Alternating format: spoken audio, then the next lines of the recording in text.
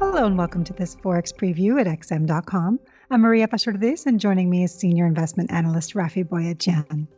We'll be discussing ongoing Brexit concerns, upcoming UK retail sales data, and the outlook for the pound. So Rafi, last week, two of Boris Johnson's closest aides resigned. Are we likely to see a softer Brexit stance now? Where do things stand at the moment?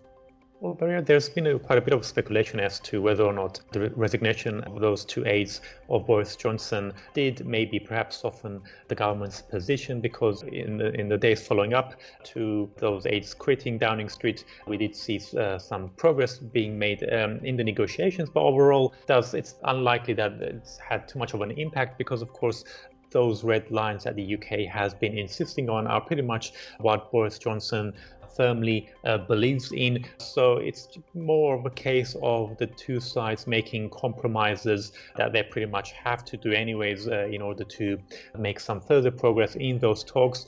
Now, the way things stand right now, it looks like we could get a deal perhaps sometime next week, probably early next week. There's been some press reports in the UK on that they could reach a landing zone early next week. Of course, the main sticking points are still fisheries and level playing field.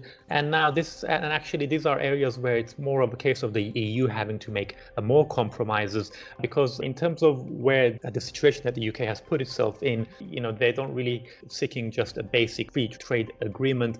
And so they don't really have as much to lose from a no-deal Brexit as, say, they were going for something, a more ambitious deal with the EU. So you could say that this has actually put more pressure on the EU, because obviously if the EU wants the deal as well, then they really need to realize the fact that at the end of this, the UK will be a sovereign country. The EU won't really have much to say as to how the UK conducts itself. And especially in areas such as fisheries, why would EU fishing boats have a right to fish in British waters? So it does look like we are heading towards the deal. The question is, will there be enough time to achieve that?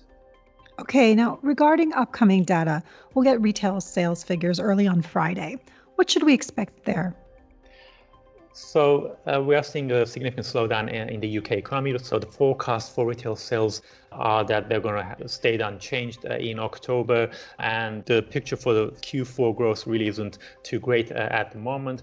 So although we've had a lot of positive vaccine news, it's looking pretty certain there's going to be more pain before vaccines start to become widely distributed. And so the retail sales numbers will probably confirm the gloomy short-term picture.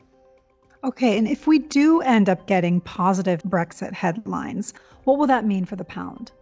Well, the pound should gain on the back of a deal, of course, given the uncertainties surrounding the pandemic. If there is a deal, those gains probably won't be as much as they would have been under better circumstances. But still, we could see the pound rally significantly. But again, overall, we should pretty much expect a much more muted reaction given the whole situation in Europe and in America. But that's really the main focus. The retail sales numbers probably won't have a huge reaction, probably just a short-term response in the markets. The focus really is, as far as the pound is concerned, Brexit and, of course, how the virus story is playing out. Rafi, thanks so much.